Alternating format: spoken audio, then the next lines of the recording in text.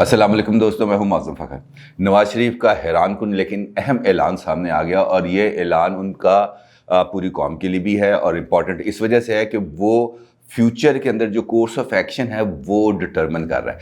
यानी कि नवाज़ शरीफ साहब ने इस बात का इशारा दिया है कि मुल्क भर में आम इंतखाबात इसी साल होंगे और इसके लिए उन्होंने अपने कारकुनान को तैयार रहने का भी कहा है। और बल्कि उन्होंने ये कहा कि हमें अभी तैयारी की ज़रूरत नहीं है, हमने तो अपनी तैयारी साबित कर दी है। मुल्क भर में होने वाले इलेक्शंस के अंदर हमने जिस तरीके से कारकर्दगी का मुजाहरा किया है उससे ये लगता है कि हम अब इलेक्शन के अंदर जाने के लिए हर वक्त तैयार हैं।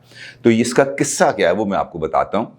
नवाज़ शरीफ साहब ने दो चीज़ें की हैं। एक तो उन्होंने ये किया कि उन्होंने डस्का इलेक्शन यानी कि NA-75 के हवाले से कौम के नाम एक तकरीबन 9 मिनट 9.5 मिनट का एक तवील पैगाम जारी किया। लेकिन उस पैगाम के अंदर तो उनकी जो बातें वो भी आपको आगे चल के बताऊंगा, लेकिन अहम बात है उनकी तकरीबन 2-2.5 मिनट की मीडिया टॉक। और वो उस वक्त है जब वो पैगाम रिकॉर्ड करा के बाहर आ रहे थे, तो बाहर लंदन में मीडिया के कुछ लोग मौजूद थे। तो वहाँ पर मौजूद एक सहाफ़ी ने उनसे पूछा कि मियाँ साहब ये डस्का में क्या हुआ। तो उन्होंने कहा यार डस्का में जो कुछ हुआ वो बड़ा इंपॉर्टेंट है और वो इस वजह से है कि लोगों ने खुद हमारे कारकुनान ने और अवाम ने अपने वोट की हिफाजत की और यही मैं चाहता था। फिर बंदे ने उनसे सवाल किया, रिपोर्टर ने उससे पूछा कि मियाँ साहब आपको लग रहा है कि ये जो है 2021 में इलेक्शन होंगे या 2022 में इलेक्शन होंगे। तो उन्होंने बड़ा मानी खेज मुस्कुराते हुए और शरारती आंखों के साथ उन्होंने इसका जवाब दिया और उनका ये कहना था कि इस वक्त जो सूरत हाल है उस सूरत हाल के अंदर इलेक्शन किसी भी वक्त हो सकते हैं। फिर रिपोर्टर ने उनसे पूछा कि क्या आप अपने कारकुनान को तैयार रहने के लिए कोई हदायत जारी करेंगे। तो मियाँ साहब ने कहा कि हम तो तैयार हैं, हमने तो अपनी तैयारी जो हमारी तैयारी थी वो हमने साबित कर दी। मुल्क भर के अंदर होने वाले इलेक्शंस के ज़िमनी इलेक्शंस हैं, इसके अंदर PTI एक सीट नहीं जीत सकी और वो यही जाहिर करता है कि हम उनके इस वक्त उनका मतलब हम से मुराद PDM था कि हम तैयार हैं इलेक्शंस में जाने के लिए। लेकिन इस सारी सूरत हाल के अंदर जो मुझे जो चीज़ उनकी फ़ील हुई वो था उनका कॉन्फिडेंस और उनके दबी दबी खुशी। और वो कॉन्फिडेंस इशारा कर रहा था कि इस बात की जो उन्होंने 1-2 जुमले बोले हैं इस बात की गहराई में बहुत कुछ है और वो अब आहिस्ता आहिस्ता मतलब जैसे कहते हैं ना ये टिप ऑफ द आइसबर्ग है और आहिस्ता आहिस्ता चीज़ें अब रिवील होना शुरू हो जाएंगी और आप फ्यूचर में देखेंगे। बल्कि जिस वक्त मैं आपसे गुफ्तगू कर रहा हूँ तो वो थोड़ा सा चीज़ें कुछ रिवील भी हो रही हैं। मिसाल के तौर पर आज हमजा शहबाज साहब की असासाजात केस के अंदर ज़मानत 1 करोड़ रुपए के मुचल्लकों पर मंजूर हो गई और ये बड़ा सिग्निफिकेंट है। अगर हमजा शहबाज को हम देखें वो उनके भतीजे भी हैं, लेकिन पंजाब की पॉलिटिक्स के अंदर और पंजाब के अंदर उनका जो अपनी पार्टी है उसके अंदर जो उनका सुर रसूख है वो बड़ा इंपॉर्टेंट है। और उस सूरत में जब वो अब पार्टी लॉन्ग मार्च की तरफ जाने का सोच रही है तो इस सूरत हाल के अंदर उनका जेल से बाहर आना किसी भी तरीके से PTI के लिए कोई खुशी की बात नहीं है और मुस्लिम लीग नून के लिए बहुत ज़्यादा तकवीयत की बायस है, क्योंकि वो कारकुनों के अंदर और अपनी लोकल लीडरशिप के साथ इस तरह जेलन है कि वो उनको अपने क्राउड को बाहर निकालने के लिए पूरी सूबे के अंदर बड़ा अच्छी एक्टिविटी कर सकते हैं। और दूसरी बात आपको याद होगा कि कुछ इस किस्म की बात भी हुई थी।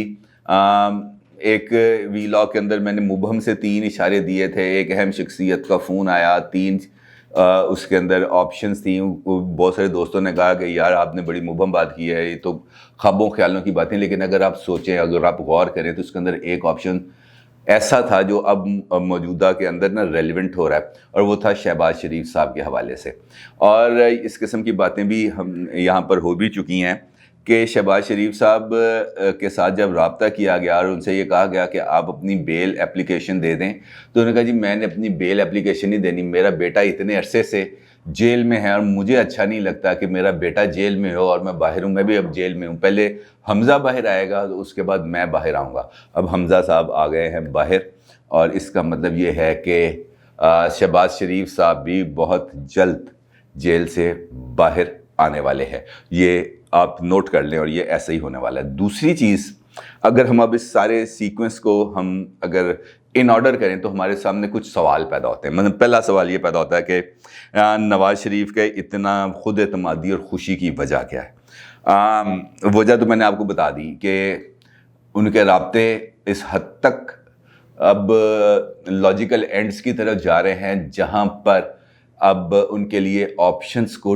ڈیولپ ہوتی ہوئی ہمیں نظر آ رہی ہیں. اور آئس میلٹنگ ہے، برف پگھل رہی ہے دونوں طرف. اور آصف زرداری صاحب کا اس تمام یہ جو آئس میلٹنگ کا پروسیس ہے اس کے اندر ان کا بہت امپورٹنٹ رول ہے. اور یہی وجہ ہے کہ آج نواز شریف صاحب نے جب اس رپورٹر سے کے سوال کا جواب دیا الیکشنز کے حوالے سے تو انہوں نے میں نہیں کہا، انہوں نے ہم کا لفظ استعمال کیا. سیاست کے اندر یہ جو چھوٹے چھوٹے لفظ قومیں، فل سٹاپ، میں، تم، ہم جیسے الفاظ ہیں نا، یہ بڑے سگنیفیکنٹ ہوتے ہیں کیونکہ یہ بعض دفعہ جا کر آپ کا فیوچر کورس آف ایکشن کو ڈٹرمن کرتے ہیں. لہٰذا ان کا یہ کہنا بھی بہت زیادہ معنی رکھتا ہے. اور مجھے یہ لگ رہا ہے کہ ابھی ان کے جو معاملات ہیں اب وہ کانفیڈنس بلڈنگ میئرز سے آگے چلے گئے ہیں. اس کی ایک ہلکی سی مثال آپ کو دے دیتا ہوں کہ NA-75 ڈسکا کے الیکشنز میں دھاندلی جو ثابت ہوئی ہے 20 پولنگ سٹیشنز میں، اور اس کے علاوہ جو باقی جگہوں پر فائرنگ شائرنگ کے اکا دکا واقعات اور چیزیں ہوئی ہیں، اس کے بعد بھی نون لیگ کے کسی لیڈر کی جانب سے اس طرف اشارہ نہیں ہوا، یعنی کہ سلیکٹرز کی طرف، جہاں پر وہ مسلسل گولہ باری کرتے رہے ہیں. لیکن اس کے بعد انہوں نے ابھی تک اس حوالے سے کوئی گفتگو نہیں کی. آج بھی مریم نے پریس کانفرنس کی لیکن اس کے اندر انہوں نے IB اور اسپیشل برانچ کا ذکر کیا، اس کے علاوہ انہوں نے کسی جگہ پر کوئی اور بات نہیں کی. اس کا مطلب یہ ہے کہ اب وہاں پر جہاں پر وہ اشارے کرتے تھے وہ والے چیپٹر کو اب کلوز کر کے اب انہوں نے بھی آگے بڑھنے کا فیصلہ کیا ہے. دوسری بات آتی ہے کہ انہیں کیوں محسوس ہو رہا ہے کہ الیکشن ہونے والے ہیں. یہ بڑی سگنیفیکنٹ بات ہے کیونکہ انہوں نے کہا کہ پاکستان کے اندر جس قسم کی صورتحال ہے اس کے اندر کبھی بھی الیکشنز ہو سکتے ہیں، کسی لمحے بھی الیکشن ہو سکتے ہیں. اور اس کی بنیادی وجہ سینٹ الیکشن ہے، کیونکہ سینٹ الیکشن جو 3 مارچ کو ہونے جا رہے ہیں وہ صرف ایک سینٹ الیکشنز کے طور پر ہمیں اس کو نہیں دیکھنا چاہیے. یہ پاکستان کی پالیٹکس کے اندر میک اور بریک جیسی سچویشن ہے، یعنی کہ کچھ ہو جائے گا یا بگڑ جائے گا. تو اس کو اس تناظر میں اگر ہم دیکھیں کہ 3 مارچ کو PDM اپسیٹ کر دیتی ہے گورنمنٹ کو، تو اس کے بعد گورنمنٹ کے پاس آپشنز بڑے محدود رہ جائیں گے. اور اگر اس دوران عمران خان کو ووٹ آف کانفیڈنس لینا پڑ گیا ایوان سے تو پھر صحیح گیم اوپن ہوگی اور پھر اس کے بعد نئے الیکشن کا راستہ ہی بچے گا. اور میرا یہ خیال ہے کہ جتنے کانفیڈنٹ ہیں میاں صاحب، اس سے مجھے یہ لگ رہا ہے کہ یہ جلد ہی ایسا کوئی کام اور کچھ دکھانے جا رہے ہیں. تیسری بات جو ابھی امپورٹنٹ ڈیولپمنٹ ہے اس کے اندر وہ یہ ہے کہ میاں صاحب 27 فیبروری کو اسلام آباد کے اندر بھی ایک ویڈیو لنک خطاب کرنے جا رہے ہیں.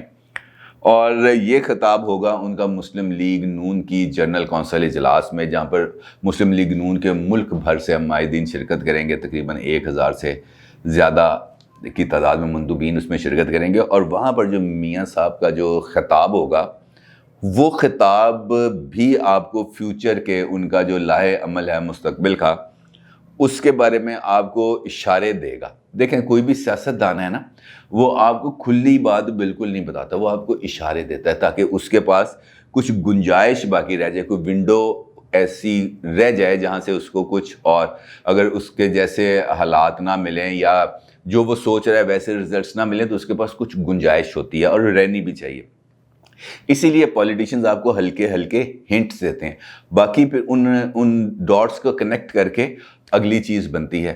تو یہ جو آج کی گفتگو تھی، پھر پیغام ہے جو 9.5 منٹ کا، اور اس کے بعد اب یہ جو 27 فروری کو اجلاس ہونے والا ہے، 26 فروری کو مریم جا رہی ہیں اسلام آباد، وہ 3 مارچ تک وہاں پر رہیں گی اور 3 مارچ تک وہ لوگوں کے ساتھ رابطے میں بھی رہیں گی، میں نے آپ کو بتایا تھا. اور وہ ان لوگوں سے بھی رابطے میں رہیں گی جس کے بارے میں یہ کچھ پتہ چلے کہ یار یہ کوئی بندے ہلنے جلنے والے ہیں، یا ان پر کوئی دباؤ آیا ہوا ہے، یا ان کو کسی قسم کی سائیکلوجیکل، مورل یا لیگل اسسٹنس کی ضرورت ہے.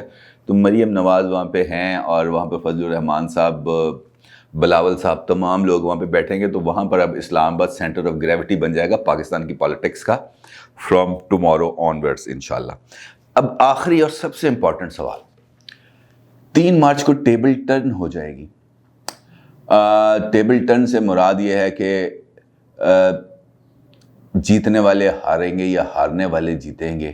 یہ ہے ایک سوال، اور یہ وہ سوال ہے جس کے اوپر 3 مارچ کے بعد پاکستان کی سیاست کا دار و مدار ہوگا.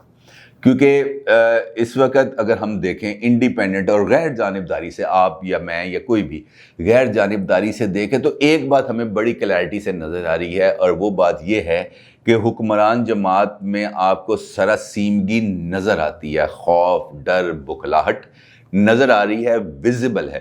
جبکہ ان کے مد مقابل جو اپوزیشن اتحاد ہے، وہاں پر ایک کانفیڈنس، اطمینان نظر آ رہا ہے، وہ بھی ویزیبل ہے. اب اس سچویشن کے اندر ایک فیکٹر ہے، جو فیکٹر ہے وہ فیکٹر ہے سپریم کورٹ. سپریم کورٹ کے اندر ایک معاملہ ہے زیر سماعت، اور آج میں ان نے سماعت اپنی مکمل کر لینی ہے، اور اگر آج وہ سماعت مکمل کرتے ہیں تو شاید آج رات کو مختصر فیصلہ جاری کر دیں یا کل صبح مختصر فیصلہ جاری کر دیں. تو اس ایک سچویشن کے علاوہ باقی تمام جو ابھی تک کارڈز ہیں وہ صحیح جگہ پر، اور شطرنج کی جو بساط ہے اس میں مورے صحیح جگہوں پر بیٹھے ہوئے ہیں. اور یہ والی ایک معاملہ ہے جس نے سچویشن کو ایگریویٹ کرنا ہے کسی بھی حالت میں. اگر وہ اس طرح فیصلہ آتا ہے حکومت کی طرف میں، یا اپوزیشن کے موقف سے متصادم فیصلہ آتا ہے، تو اس کے بعد کیا اسٹریٹجی ہوگی. اور اپوزیشن جماعتوں نے بھی اس حوالے سے اپنی اسٹریٹجی بنا لی ہوئی ہے، اور وہ میں آپ سے ڈسکس بھی کر چکا ہوں. لیکن مجھے نہیں لگ رہا کہ 3 مارچ کے اندر کوئی بہت بڑا حکومت کے لیے سرپرائز ہی چھپا ہوا ہے، اس کے علاوہ اور کوئی چیز نہیں ہے.